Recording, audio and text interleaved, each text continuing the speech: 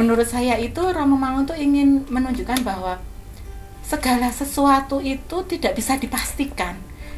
Hidup tuh proses. Jadi di mana proses itu harus terbuka dengan perubahan, hal-hal baru.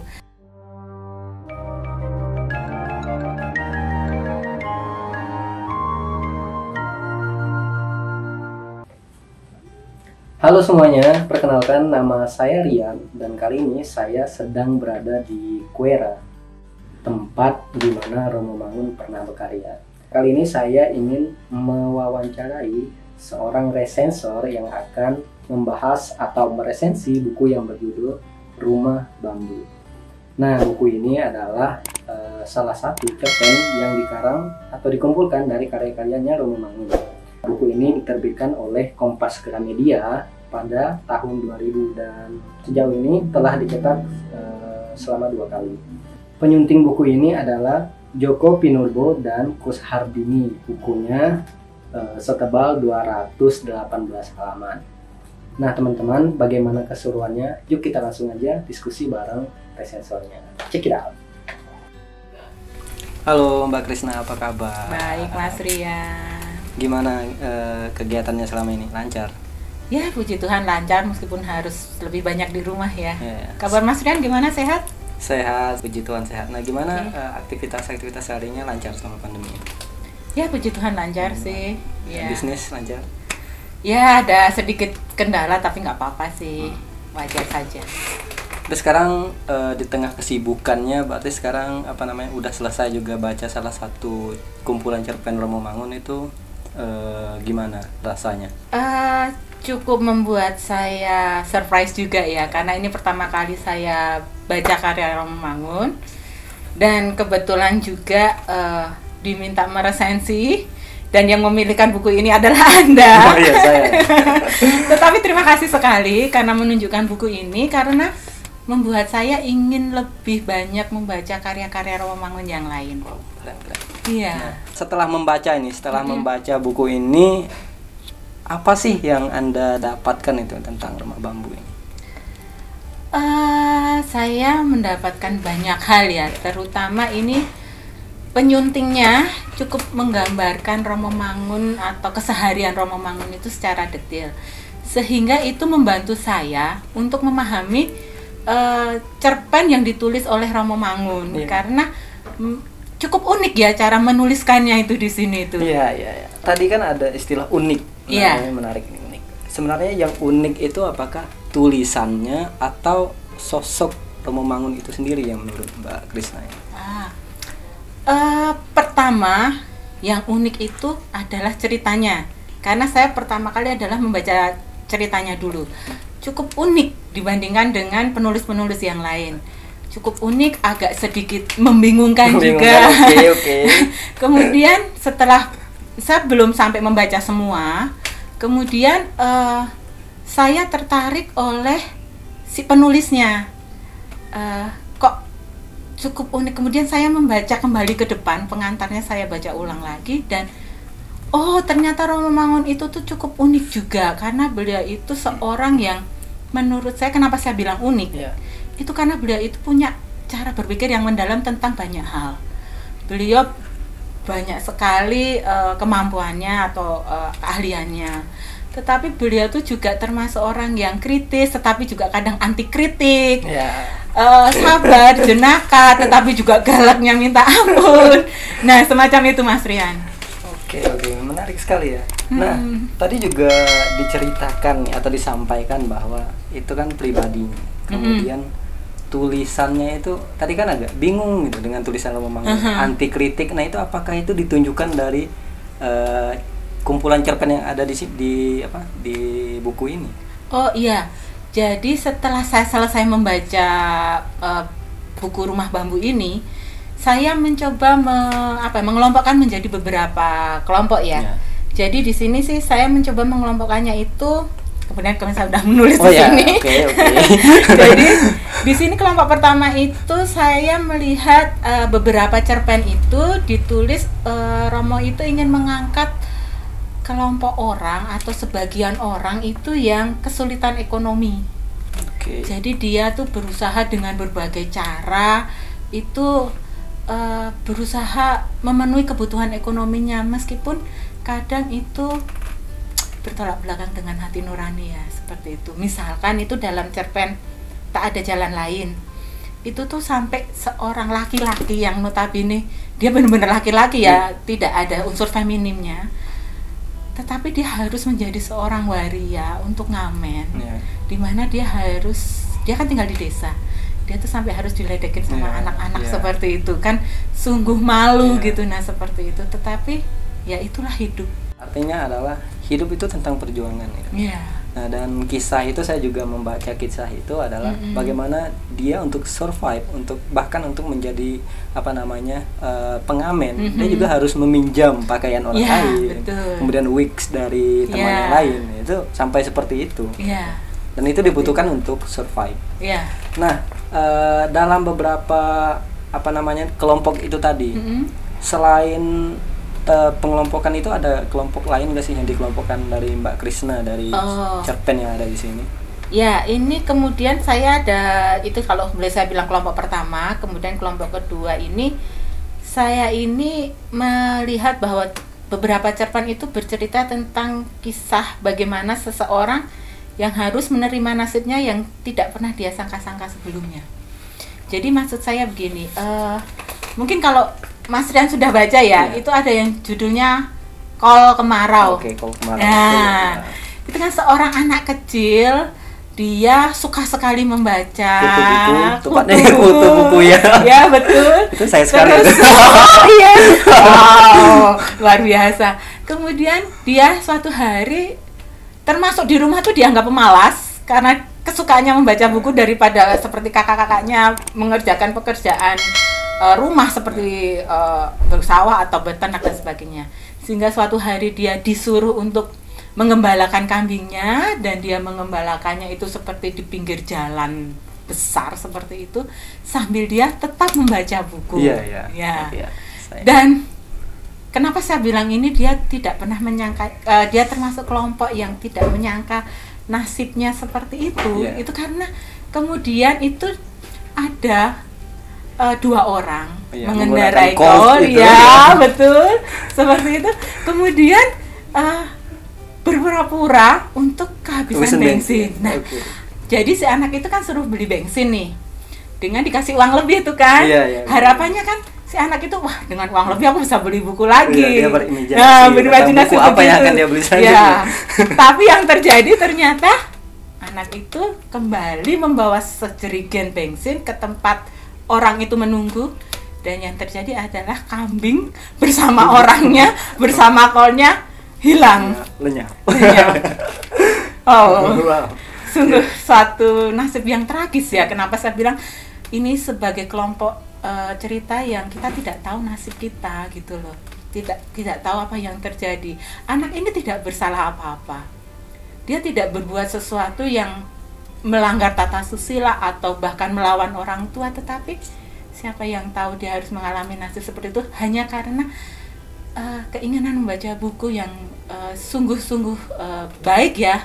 Kalau saya melihat bahwa memang dalam satu sisi membaca adalah bagian dari bagaimana mencari pengetahuan itu sendiri, atau proses untuk mendapat pengetahuan. Tapi dalam satu sisi adalah saya melihat ya, dari tulisan dari Kol Kemarau ini, cerpen ini, saya juga mendalami bahwa sebenarnya yang dibutuhkan itu bukan tentang pengetahuan semata, tetapi bagaimana cara kita hidup di tengah masyarakat. Pada akhirnya saya melihat bahwa Romo Mangun ingin mengatakan bahwa kamu itu hidup di dunia, kamu tuh hidup dengan orang lain gitu. Berdinamikalah, bahwa tidak semua hal yang ada di buku itu sesuai dengan perjalanan hidup. Saya merasanya seperti itu ya. Kalau saya, saya suka Mas Rian. Dengan begini kan saya juga menambah wawasan saya juga bahwa buku Romo Mangun ini itu sangat luas ya, bisa dilihat dari kita banyak sisi. Perspektifnya sangat beragam. Iya, itu yang membuat saya kenapa kemudian merasa jatuh cinta ya dengan Romo Mangun ya. Jatuh cinta. Wow. Apakah Anda tidak pernah jatuh cinta? Saya Romo Mangun sudah nggak ada ini.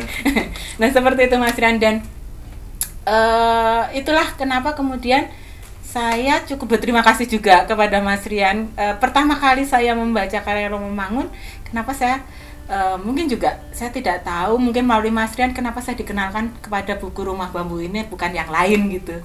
Karena ya mungkin saya juga dikenalkan dengan pribadi Romo Mangun yang sungguh-sungguh apa ya, unik itu. Kemudian yang membuat saya merasa lebih jatuh cinta itu Romo Mangun itu di salah satu cerpennya juga saya melihat Romo Mangun itu menuliskan bagaimana beliau itu seorang yang introspeksi diri juga.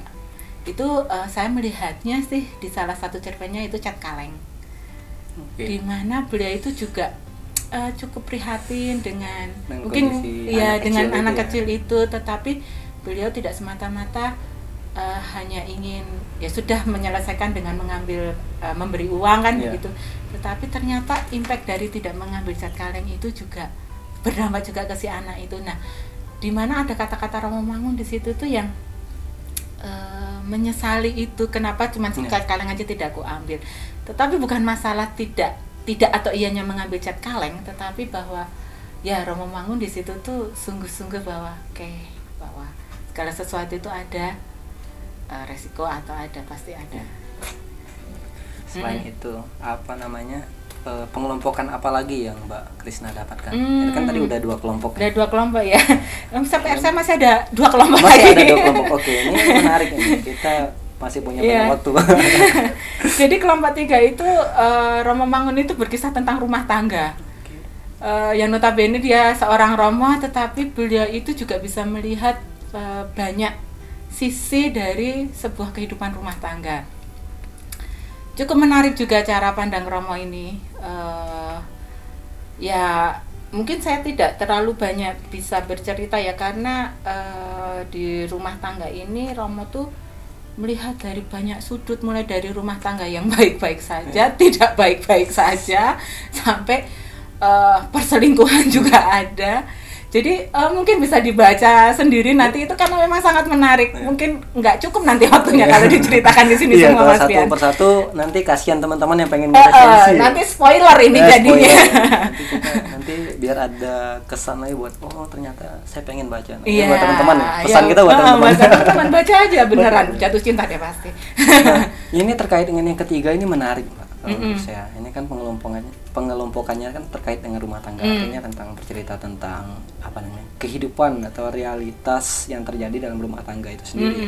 Bahwa rumah tangga itu tidak seperti apa yang orang bayangkan gitu, tentang keindahannya, tentang kenikmatannya mungkin seperti itu, tapi juga ada sisi lain, mungkin ada perselingkuhan, ada kekerasan di sana. Nah seperti itu saya ngelihat itu loh, Romo Mangun pengen menceritakan bahwa ini loh rumah tangga yang terjadi, tetapi dibumbui dengan cerita-cerita ya. Saya melihatnya seperti itu. Nah kalau Mbak Krisna bagaimana ngelihatnya? Sama, saya juga melihatnya seperti itu, bahwa sebuah rumah tangga itu juga butuh komitmen. Seperti hidup bukan berumah tangga juga butuh komitmen. Jadi saya melihat Romo Mangun ingin mengangkat itu, dan yang membuat saya kagum, Romo Mangun cukup detail ya menceritakannya tentang rumah tangga, keruwetan dan uniknya rumah tangga itu di situ. Jadi setelah baca tentang rumah tangga ini pengen berumah tangga? Kira-kira ya, Mas Rian. Anda jatuh cinta juga dengan Iya. Mungkin saya lanjut ke yang keempat. Nanti kita ini yang terakhir ini ya, kita asik ini nanti. Ini kita saya ingin Romo Mangun ini mengangkat tentang kasih sayang. Dan yang saya lihat di cerita ini nih, sungguh-sungguh sebuah kasih sayang yang tulus, tanpa pamrih, benar-benar menceritakan sungguh adiluhungnya manusia ya. Bagaimana kasih sayang itu diberikan tanpa menuntut apa-apa. Itu yang saya baca di Mbak Pung, terus Mbak siapa itu? Mbak Bengu ya? Mbak Bengu. Mbak Bengu. Pilot. Yeah. Nah itu yang saya sungguh terharu ya. Kerelaan seorang kakak, kalau yang di Mbak Pung itu kerelaan seorang kakak, dia di mana dia ditinggal ditinggal meninggal oleh kedua orang tuanya, kemudian dia harus membesarkan kedua adiknya. dan luar biasa dia membesarkan dengan penuh kasih sayang, dengan sekuat tenaga. Itu yang membuat saya cukup merinding ya. Wow. Karena beberapa hal juga saya lihat tidak hanya di keluarga, di kehidupan kita sehari-hari juga kita kebetulan saya juga menemukan teman yang dengan luar biasa membangun teman yang lain gitu. Dan itu yang membuat saya mencoba sih, kalau boleh saya flashback dengan kegiatan saya kemarin tentang kegiatan yang juga tentang pendidikan, itu yang membuat saya ingin juga mengkorelasinya di situ. Ya, jadi saya jadi ingat bahwa ya terkait dengan pendidikan tentang kasih sayang, bahwa ya ketika pertemuan seseorang itu harus meletakkan hati di sana. Karena ketika hati diletakkan ya, di situ proses belajar maju itu baru mulai. Jadi memang hati harus menjadi bagian dalam proses dalam proses kedekatan, dalam proses pertemanan, sehingga memunculkan kasih sayang itu sendiri. Saya merasa seperti itu. Betul sekali Mas Ran. Dan di buku ini itu memang Romo Mangun banyak sekali berkata tentang proses. Di cerpen-cerpennya pun beliau itu tidak pernah menamatkan satu cerita itu dengan suatu ending yang sedih atau bahagia. Beliau itu selalu itu seperti nggak ada endingnya cerita itu. Kayaknya tuh kalau saya ya, menurut saya itu Romo Mangun tuh ingin menunjukkan bahwa segala sesuatu itu tidak bisa dipastikan. Hidup tuh proses. Jadi di mana proses itu harus terbuka dengan perubahan, hal-hal baru, dan juga mungkin hal-hal itu tidak selalu menyenangkan, kadang juga menyenangkan. Makanya kalau boleh dibilang ya memang harus dengan kita punya hati terbuka dan rendah hati ya. Jadi kalau saya boleh bilang hal yang sangat saya dapatkan dari buku ini, itu tuh saya melihat bahwa saya tidak boleh hanya terpuruk pada kesedihan atau saya puas pada capaian saja, tetapi bahwa saya harus berproses dan terus bergulir, di mana saya akan mendapat banyak hal yang akan memaknai hidup saya dan lebih lagi untuk bisa saya lebih bisa mendalami atau memaknai hidup saya lebih berarti ya. Seperti itu Mas Rian. Saya kalau saya boleh menggambarkan bagaimana Romo Mangun ini cukup membuat saya terinspirasi atau menyukai karya beliau. Nah, ini kan kita udah semua nih dibahas oleh Mbak Krisna, udah mengelompokkan itu menjadi 4 bagian itu tadi. Itu luar biasa sekali loh effortnya buat membaca. Ini saya bukan orang sastra ya, maaf kalau mungkin di antara teman-teman ada yang misalnya kurang kayaknya nggak begitu juga, nggak apa-apa sih. Nah, kemudian ada nggak sih, tadi kan udah disebutkan bahwa cerita Romo Mangun ini kayak yang kayak yang kita nggak tahu ini udah selesai atau belum sih, tiba-tiba habis gitu. Nah, itu kan seperti itu. Apakah itu menjadi salah satu kritik Mbak Krisna terhadap novel-novel atau cerpen atau apapun terkait dengan karya Romo Mangun? Kebetulan karena saya baru baca saat ini. Saya sih tidak melihat itu sebagai sebuah kritik ya, tetapi saya melihat itu bahwa itu sebuah keunikan ya, bahwa ya memang sebuah hidup. Romo Mangun tuh benar-benar menunjukkan di cerpennya itu bahwa iki lo urip, kalau orang Jawa bilang ini lo hidup ki kamu tidak bisa memastikannya hari ini atau bahwa aku besok tuh pasti hidupnya akan seperti ini, gak bisa seperti itu. Jadi saya rasa ini bukan kritik ya, tetapi justru kekaguman saya terhadap beliau. Itu sih Mas Rian. Selanjutnya sebenarnya dari buku ini ya, kita berbicara tentang buku Rumah Bambu ini. Apa sih yang Mbak Krisna pengen sampaikan atau dapatkan selain dari tadi udah disebutkan tentang cerita-cerita? Secara umumnya sebenarnya apa sih yang didapatkan ketika membaca buku Rumah Bambu ini? Banyak hal ya, selain mungkin kalau dari sisi kehidupan tadi saya sudah banyak bicara tadi. Kalau dari sisi ceritanya sendiri itu buku ini tuh memang bercerita banyak hal. Banyak sisi dari kalau boleh dibilang dari A sampai Z. Karena mulai dari cerita anak kecil sampai cerita orang dewasa ini ditulis di kumpulan cerpen ini ya, di buku Rumah Bambu ini karena kumpulan cerpen. Dan itu menurut saya cukup menarik karena kita jadi, kalau boleh dibilang, kita jadi melihat banyak gambaran cerita. Oke, jadi sangat lengkap, sangat komplit, dari anak kecil, dari peristiwa yang nyeleneh sampai peristiwa yang mengharukan itu ada semua. Nah, mungkin ada pesan nih buat teman-teman yang lagi nonton. Ini kan tadi udah ada, Mbak Krisna mengatakan udah ada poinnya, adalah ini sangat lengkap. Boleh dong kasih kepada teman-teman yang nonton ini ajakannya untuk membaca novel-novel, misalnya ya salah satunya mungkin Rumah Bambu atau novel-novel lain, karena masih banyak sekali loh bagi teman-teman yang ingin baca, itu ada banyak sekali novel-novel Romawi yang terkenal, yang dapat penghargaan dari banyak pihak, kemudian ya masih menjadi rujukan sampai saat ini. Mungkin bisa dong diajak sama teman-teman di sana. Boleh.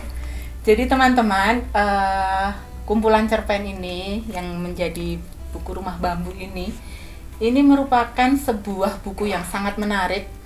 Mungkin juga teman-teman ada yang belum pernah baca tentang karya Romo Mangun. Membaca buku ini juga tidak salah, karena kita menjadi lumayan banyak mendapat gambaran tentang banyak karya Romo Mangun. Dan pasti saya jamin teman-teman akan ketagihan baca buku yang lain, karena saat ini juga saya sedang membaca buku yang lain, dan itu sangat menambah kasana saya tentang karya-karya Romo Mangun. Jadi nggak ada salahnya untuk mencoba. Oke? Nah, teman-teman, itu tadi dari pesan atau ajakan dari salah satu resensor kita yang mungkin nanti di kesempatan selanjutnya mungkin pengen meresensi lagi nih, karena udah tertarik ya dengan karya-karya Romo Mangun. Nah, bagi teman-teman jangan lupa untuk gabung bareng kita di resensi dalam narasi kreasi Romo Mangun Wijaya. Nah, ingat, resensi dalam narasi, investasi, kreasi masa depanmu. Bye-bye. Bye.